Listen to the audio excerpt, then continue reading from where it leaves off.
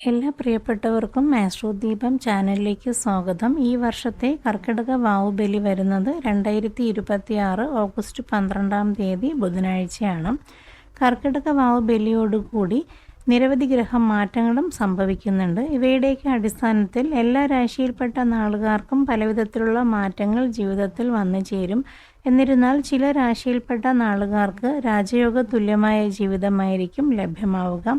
കാരണം സർവൈശ്വര്യകാരകനും ദേവഗുരുവുമായ വ്യാഴം പൂർണ്ണ ബലവാനായി കർക്കിടകം രാശിയിൽ സഞ്ചരിക്കും. കൂടാതെ ഗ്രഹങ്ങളുടെ രാജാവായ സൂര്യന് രാശിമാറ്റം സംഭവിക്കുന്നുണ്ട്. അതോടൊപ്പം തന്നെ മറ്റു ഗ്രഹങ്ങൾക്കും യഥാസമയം രാശിമാറ്റം സംഭവിക്കുന്നുണ്ട്.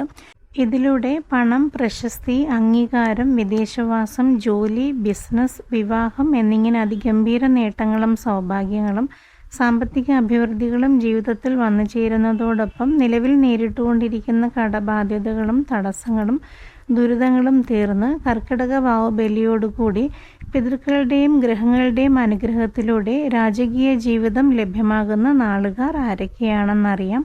പൂർണ്ണമായ വീഡിയോയ്ക്കായി ആസ്ട്രോ ദീപം കാണണേ. ലിങ്ക് പിൻ ചെയ്തിട്ടുണ്ട്.